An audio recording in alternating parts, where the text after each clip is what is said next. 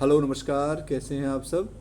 तो हम राजस्थान की राज व्यवस्था में विधानसभा टॉपिक पढ़ रहे थे और विधानसभा टॉपिक हमने आधा कर लिया है। और आज की क्लास में हम इसी को आगे बढ़ाते हैं। ठीक है। तो हमने कहाँ तक पढ़ लिया था, हमने अधिवेशन में पढ़ लिया था, अधिवेशन तक हमने पढ़ लिया था इस पीडीएफ में। तो क्या है कि भाई विधानसभा का जो अधिवेशन है वो एक वर्ष में 2 बार बुलाना अनिवार्य है और दोनों के मध्य 6 माह से अधिक का अंतराल नहीं होना चाहिए। ठीक है, दोनों के मध्य जो है वो 6 माह से अधिक का अंतराल नहीं होना चाहिए। और नवनिर्वाचित विधानसभा के प्रथम सत्र को और प्रत्येक वर्ष के प्रथम सत्र को राज्यपाल क्या होता है, संबोधित करता है। राज्यपाल संबोधित करता है। अब हम विधानसभा के जो पदाधिकारी हैं वो देखते हैं। ठीक है, प्रिसाइडिंग ऑफिसर्स कौन होते हैं विधानसभा में। तो विधानसभा के मुख्य 2 पदाधिकारी होते हैं, एक तो होता है अध्यक्ष और एक होता है उपाध्यक्ष। ठीक है, अध्यक्ष और उपाध्यक्ष होता है विधानसभा के पदाधिकारियों में।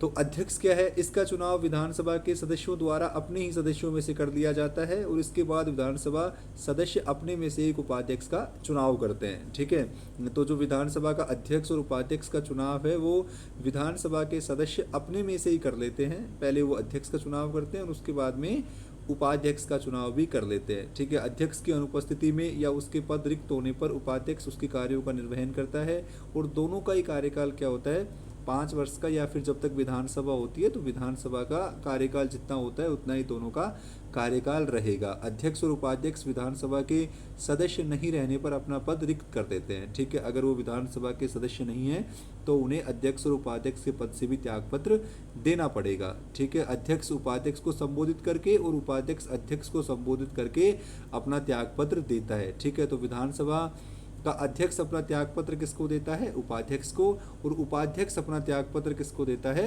अध्यक्ष को देता है। ठीक है, अध्यक्ष को देता है और अपना पद रिक्त कर देते हैं। ठीक है, विधानसभा के तत्कालीन समस्त सदस्य के बहुमत से पारित संकल्प द्वारा अपने पद से हटाया जा सकता है। अगर इनको पद से हटाना हो तो विधानसभा के तत्कालीन समस्त सदस्यों के बहुमत के द्वारा पारित संकल्प से इनको पद पे से हटाया जा सकता है। और हटाने का प्रस्ताव 14 दिन की पूर्व सूचना के पश्चात ही लाया जा सकता है। हमें अगर विधानसभा अध्यक्ष को और उपाध्यक्ष को हटाने का अगर प्रस्ताव लाया जाता है तो 14 दिन पहले की पूर्व सूचना देना अनिवार्य है। ठीक है, अनिवार्य है।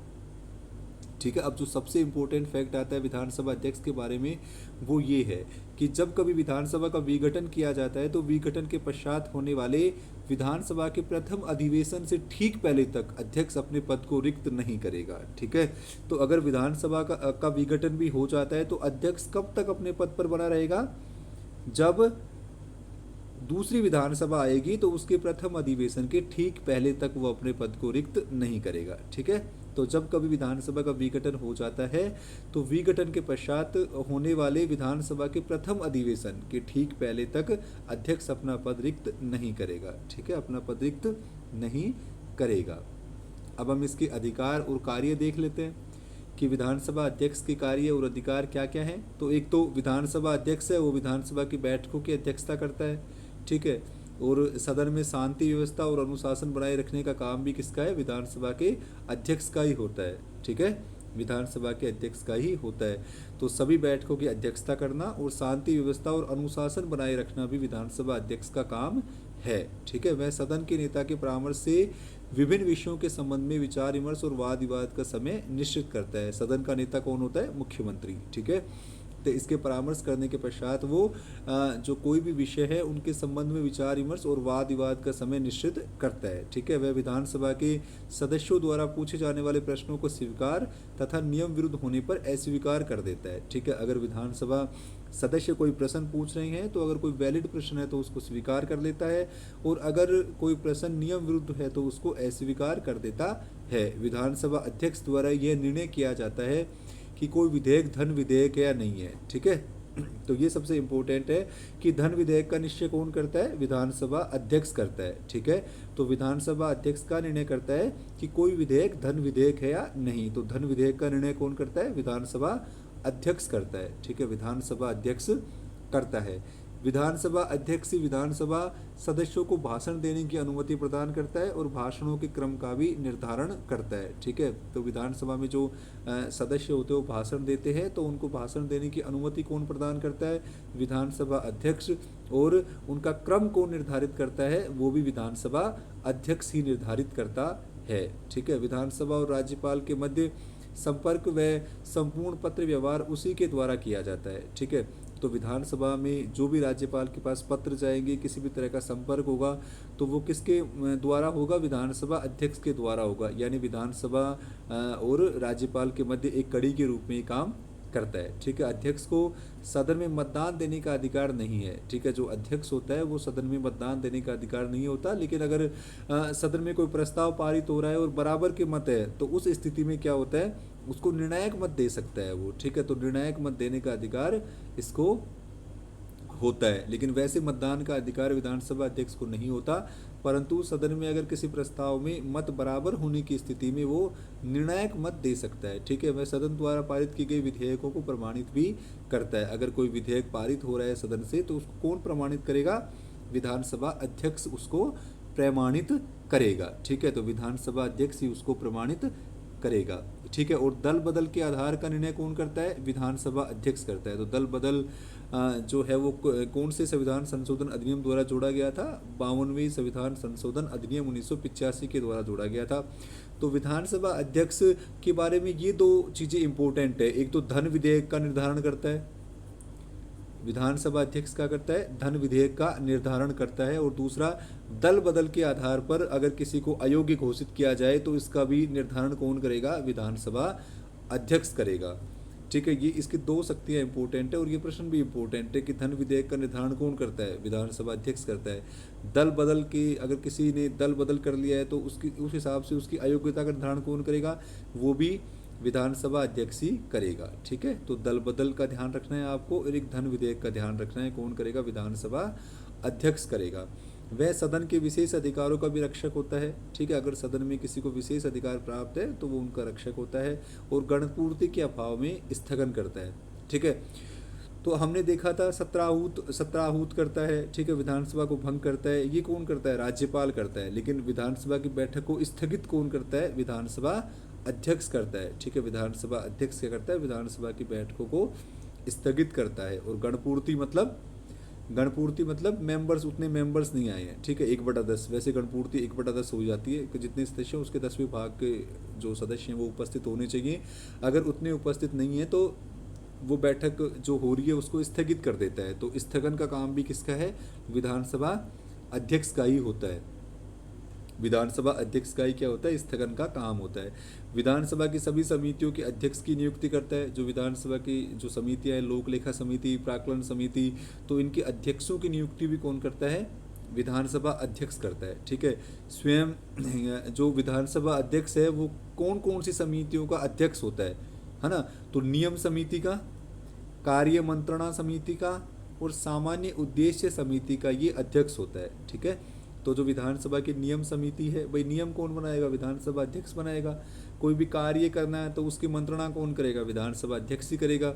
सामान्य उद्देश्य समिति का भी अध्यक्ष कौन होता है? विधानसभा अध्यक्ष ही होता है। ठीक है, सदन के नेता के आग्रह पर गुप्त बैठक हेतु अनुमति प्रदान करता है। अगर सदन का नेता चाहता है कि किसी विधेयक पर गुप्त बैठक बुलाई जाए, कोई बहुत ही मतलब आपातकाल का है, कोई बहुत ज़रूरत का जो कोई विषय है, तो उसके ऊपर अगर गुप्त बैठक की ज़रूरत है तो उसकी अनुमति कौन प्रदान करेगा? विधानसभा अध्यक्ष ही करेगा।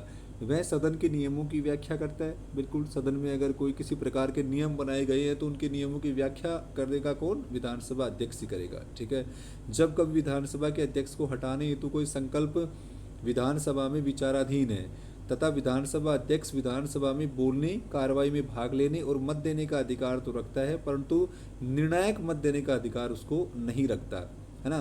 तो ये सब अधिकार उसको क्यों? देखो, विधानसभा अध्यक्ष क्या होता है? विधानसभा अध्यक्ष क्या होता है? विधानसभा का एक सदस्य ही होता है। ठीक है, तो ये सभी जो अधिकार है वो विधानसभा के सभी सदस्यों को प्राप्त है। ठीक है, तो विधानसभा अध्यक्ष का एक अलग से काम क्या है? निर्णायक मत देने का अधिकार है। ठीक है, निर्णायक मत देने का अधिकार विधानसभा अध्यक्ष के पास एक विशेष अधिकार है, ये समझ लो। ठीक है, तो अगर कभी विधानसभा अध्यक्ष को हटाया जाने का कोई संकल्प प्रस्तावित है तो सदस्य तो वो रहेगा ना, विधानसभा अध्यक्ष के पद से हटाने का संकल्प प्रस्तावित है, ठीक है। तो वो कोई विधानसभा में कोई मीटिंग बोल चल रही है तो उसमें बोल सकता है, उसकी कार्रवाई में भाग ले सकता है और मत दे सकता है, लेकिन निर्णायक मत नहीं दे सकता, ठीक है, क्योंकि उसको हटाने का संकल्प अभी विचाराधीन है, इसलिए निर्णायक मत देने का उसको अधिकार नहीं होगा। बाकी वो कार्रवाई में बैठ सकता है, बैठकों में भाग ले सकता है, बोल सकता है, लेकिन निर्णायक मत नहीं देगा। कब नहीं देगा? जब उसको हटाने का कोई संकल्प विचाराधीन हो, ठीक है, जब उसको हटाने का कोई संकल्प विचाराधीन हो। तो हमने ये क्या देख लिए? विधानसभा अध्यक्ष के काम देख लिए, ठीक है, विधानसभा अध्यक्ष के क्या क्या काम हैं हमने ये देख लिए हैं, ठीक है। तो ये हमने विधानसभा अध्यक्ष के कार्य देख लिए। अब हम क्या करेंगे? विधानसभा उपाध्यक्ष के क्या काम है वो देखेंगे, ठीक है। तो विधानसभा उपाध्यक्ष के काम क्या है?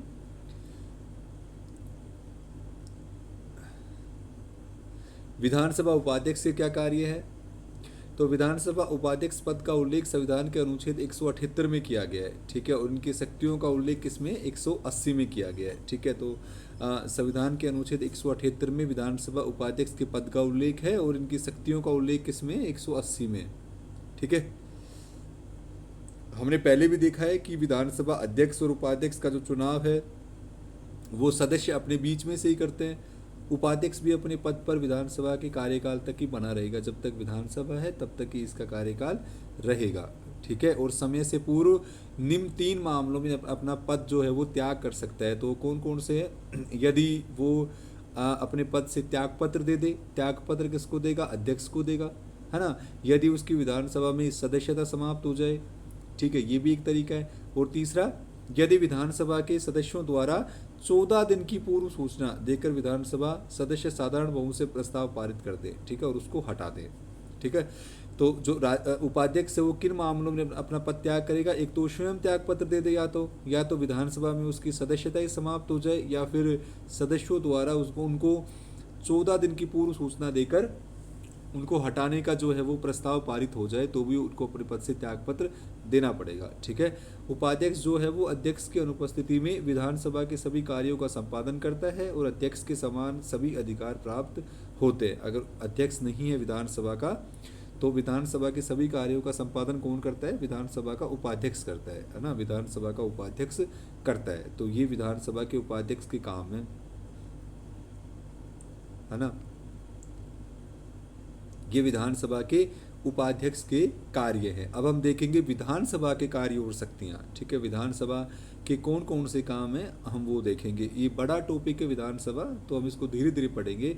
तो विधानसभा के कार्य और शक्तियाँ क्या है? विधायी और व्यवस्थापिका संबंधी शक्तियाँ। तो देखो विधायी शक्तियाँ क्या क्या है विधानसभा की, है ना, क्या क्या है? तो राज्य विधानमंडल राज्य हित के सभी विषयों पर विधि निर्माण करती है, है ना। तो विधानसभा क्या करती है? राज्य हित मतलब राज्य सूची के सभी विषयों पर जो है वो विधि निर्माण करती है ना, विधि निर्माण करती है। और वह राज्य सूची के वर्तमान के 61 विषयों पर और संवर्ती सूची के 52 विषयों पर भी कानून निर्माण कर सकती है ना। संवर्ती सूची संघ, देखो 3 प्रकार की सूची है, संघ सूची, राज्य सूची और संवर्ती सूची, है ना। तो विधानसभा को राज्य सूची और संवर्ती सूची पर कानून बनाने का अधिकार प्राप्त है ना। लेकिन संवर्ती सूची पर यह है कि केंद्र और राज्य अगर दोनों कानून बनाएंगे तो केंद्र के जो कानून को है वो तवज्जो दी जाएगी, वो माना जाएगा, ठीक है। तो अभी राज्य सूची में कितने विषय हैं इस समय? वर्तमान में 61 विषय हैं और संवर्ती सूची में 52 विषय हैं। पहले शायद इसमें 47 विषय थे, है ना, पहले इसमें 47 विषय थे, तो इनको जोड़ दिया गया इसमें शायद फिर इसमें शायद 66 विषय थे तो वो 61 हो गए अभी, ठीक है। तो राज्य सूची के जो इस समय 61 विषय हैं उन पर और संवर्ती सूची के जो 52 विषय हैं उन पर कानून का निर्माण करने का अधिकार किसको है? विधानसभा को है, विधानसभा को है। तो संवर्ती सूची के विषयों पर संसद और राज्य विधानमंडल दोनों ही विधि निर्माण कर सकते हैं, परंतु संवर्ती सूची के किसी विषय पर संसद और राज्य विधानमंडल दोनों द्वारा बनाई गई विधि को लेकर अगर विरोधाभास उत्पन्न हो जाए तो किसका जो विधि मान्य होगी? जो संसद ने बनाई है वो विधि मान्य होगी संवर्ती सूची पर, ठीक है। अगर राज्य विधानमंडल और संसद दोनों ही कानून बना देती हैं संवर्ती सूची पर और उस कानून में अगर कोई विरोधाभास पैदा हो जाए तो किसको, कौन सा कानून मान्य होगा? जो संसद ने बनाया है वो मान्य होगा, ठीक है, जो संसद ने बनाया है वो मान्य होगा।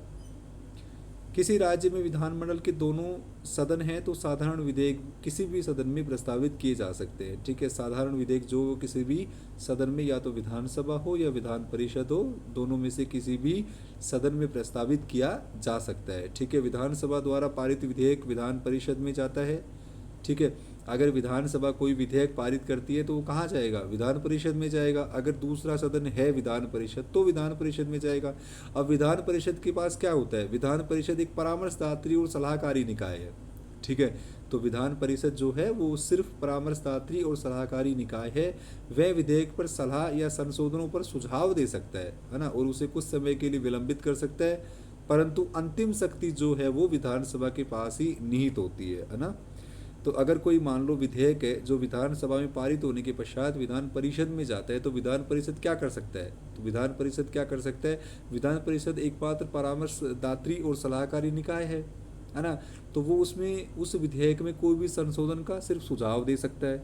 ठीक है, और उसे कुछ समय के लिए विलंबित कर सकता है, बाकी उसमें कोई बदलाव नहीं कर सकता। ठीक है, तो बदलाव करने की शक्ति किसके पास है? विधानसभा के पास ही होती है। राज्यपाल की स्वीकृति के पश्चात विधेयक अधिनियम का रूप ग्रहण कर लेता है। जब राज्यपाल की विधानसभा में विधान परिषद में पारित होने के बाद कोई प्रस्ताव अगर राज्यपाल के पास जाता है और राज्यपाल अगर उस विधेयक को स्वीकृति प्रदान कर देता है तो वो अधिनियम का रूप धारण कर लेता है। ठीक है, विधानमंडल की विधि निर्माण संबंधी शक्तियाँ असीमित नहीं है, संविधान द्वारा उन पर कुछ सीमाएं और प्रतिबंध लगाए गए हैं। तो असीमित तो कुछ भी नहीं है, संविधान द्वारा उन पर प्रतिबंध है। ठीक है, तो संविधान द्वारा राज्य विधानमंडल की विधि निर्माण की शक्तियों पर कुछ सीमाएं लगाई गई हैं। तो वो कौन कौन सी सीमाएं हैं, है ना भाई? राज्य विधानमंडल कोई विधि का निर्माण करता है तो संविधान द्वारा उन पर कुछ सीमाएं लगाई गई हैं। वो सीमाएं देखेंगे अब कौन कौन सी है। ठीक है, अगर आपातकाल की स्थिति हो गई है तो आपातकाल की स्थिति में आपातकाल की घोषणा होने पर राज्य में राष्ट्रपति शासन लागू हो जाता है ना। जब राष्ट्रपति शासन अनुच्छेद 356 के द्वारा लागू हो गया तो राष्ट्रपति शासन के समय राज्य सूची के विषय पर संसद कानून बना सकती है। ठीक है, संसद ही बनाती है। ठीक है, तो आपातकाल की स्थिति में आपातकाल की घोषणा होने पर राज्य में अगर राष्ट्रपति शासन लागू हो जाता है तो ऐसी स्थिति में जो संसद है वो राज्य सूची के विषयों पर विधि निर्माण करती है। ठीक है, तो आपातकाल होने पर राज्य सूची के विषय पर कानून बनाने का अधिकार किसका होता है? संसद का होता है। ये इंपॉर्टेंट फैक्ट है। अनुच्छेद 249, तो अनुच्छेद 249 में क्या कहा गया है? यदि राज्यसभा राज्य सूची के किसी भी विषय को 2/3 बहुमत से राष्ट्रीय महत्व का घोषित कर दे तो राज्य सूची के विषय पर संसद द्वारा कानून निर्माण किया जाएगा। अनुच्छेद 249 में क्या है कि अगर राज्यसभा जो है वो राज्य सूची के किसी भी विषय को 2/3 बहुमत से राष्ट्रीय महत्व का घोषित कर दे तो उस विषय पर कानून बनाने का अधिकार किसका हो जाता है? संसद का हो जाता है। ठीक है, ये आपको याद रखना है। अनुच्छेद 249, राष्ट्रीय महत्व का अगर कोई प्रश्न है तो राज्यसभा अगर 2/3 बहुमत से उसका प्रस्ताव पारित कर देती है तो कानून कौन बनाएगा? संसद बनाएगी। अनुच्छेद 304 के अनुसार कुछ विधेयकों को विधानमंडल में प्रस्तावित किए जाने से पूर्व उन पर राष्ट्रपति की पूर्व स्वीकृति लेना आवश्यक होता है।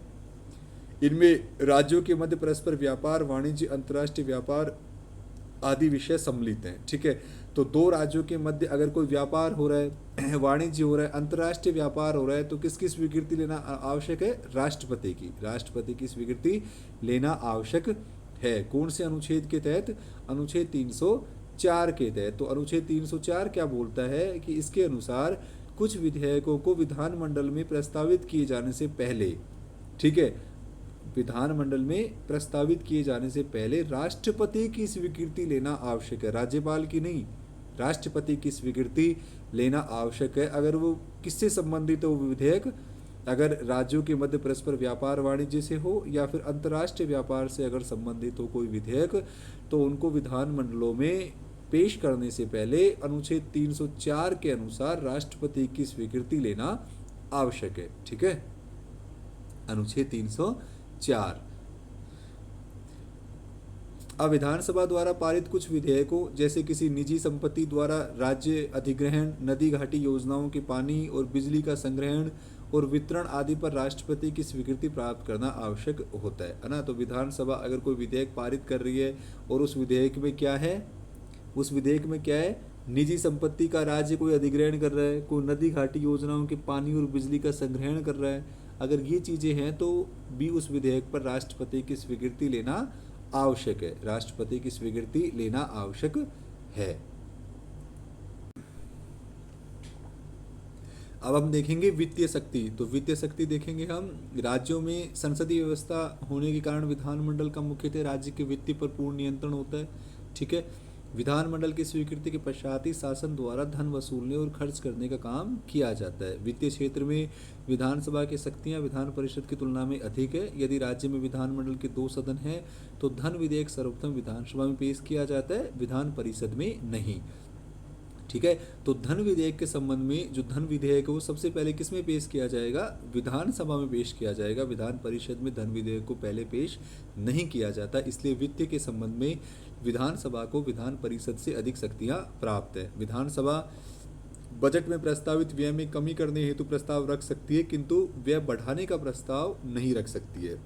ठीक है, तो व्यय में कटौती का प्रस्ताव तो रख सकती है विधानसभा, लेकिन व्यय को बढ़ाने का प्रस्ताव नहीं रख सकती है। धन विधेयक विधानसभा द्वारा पारित कर दिया जाता है तो उसे द्विसदनीय व्यवस्थापिका वाले राज्यों में विधान परिषद में विचार हेतु भेजा जाएगा। अगर किसी राज्य में विधान परिषद भी विद्यमान है तो धन विधेयक पेश किस में किया जाएगा, धन विधेयक विधानसभा में पेश किया जाएगा, सबसे पहले विधानसभा में पेश किया जाएगा।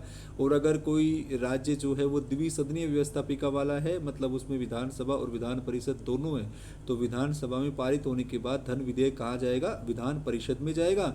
और विधान परिषद विधेयक की प्राप्ति की तिथि से 14 दिन के अंदर, ठीक है, 14 दिन के अंदर विधेयक को अपने सुझावों सहित विधानसभा को वापस भेज देगा। ठीक है, विधानसभा को वापस भेज देगा।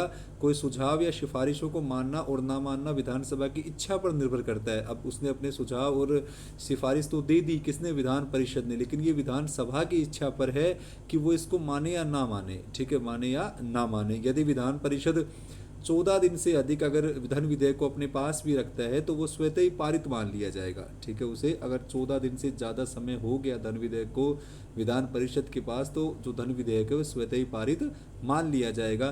तो इस प्रकार जो विधान परिषद है उसकी धन विधेयक को लेकर शक्ति सीमित है। सीमित क्या है, बस सुझाव देने की है।